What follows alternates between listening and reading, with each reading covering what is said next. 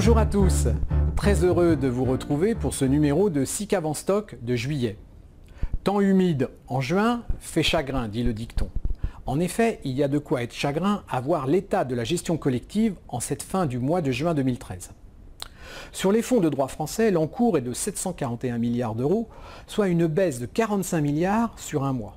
Comment peut-on expliquer une telle dégringolade? Trois facteurs expliquent l'essentiel de cette baisse. Tout d'abord, la chute des marchés réagissant aux propos du président de la Fed.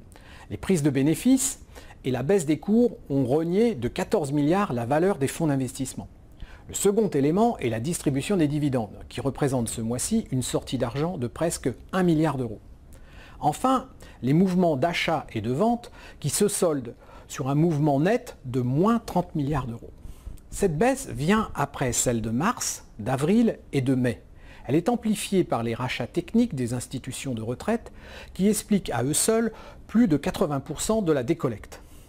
D'ailleurs, il est intéressant de noter que l'essentiel de la baisse des encours depuis 5 ans s'explique par le recul des fonds de trésorerie, alors que les produits que l'on qualifiera de long only montrent une relative stabilité aux alentours de 450 milliards d'euros. S'agissant des fonds référencés dans les contrats d'assurance vie, la décollecte est de 1 milliard seulement, ce qui représente moins de 0,5% de l'encours des fonds en assurance vie. On peut donc dire que l'assurance vie n'a pas réagi aux annonces de la Fed et encore moins au bruit médiatique. Sur ce milliard de décollecte, l'essentiel provient des fonds d'action pour 700 millions d'euros. Viennent ensuite les fonds de performance absolue avec moins 218 millions d'euros et les fonds diversifiés avec moins 68,4 millions d'euros.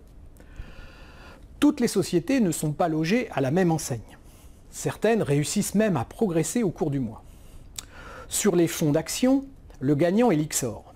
Même si leurs fonds sont référencés dans les contrats d'assurance vie, c'est plus les gérants de fonds qui expliquent ce bon résultat. Sachant que les ETF, en général, bénéficient toujours des arbitrages dans les phases de baisse. La gestion européenne est de retour. Ainsi, Métropole réussit un beau coup en juin avec des souscriptions nettes sur les fonds Métropole Sélection A et Métropole Euro. De même pour Fidelity, Moneta ou encore CPR, Asset Management.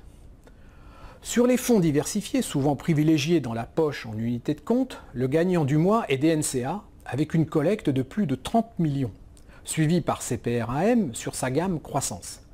Viennent ensuite, avec des collectes comprises entre 5 et 10 millions d'euros, Primonial, Financière de l'Échiquier, Amundi et As Gestion. Enfin, pour les fonds d'obligation, Carmignac Gestion fait le meilleur score avec le fonds Carmignac Sécurité. Regardons maintenant les tops et les flops. Commençons par les flops du mois.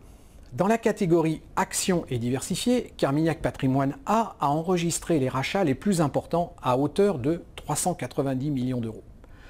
Mais Carmignac Investissement a en proportion subi la plus forte des collectes avec 381 millions d'euros sur un actif de 7,5 milliards.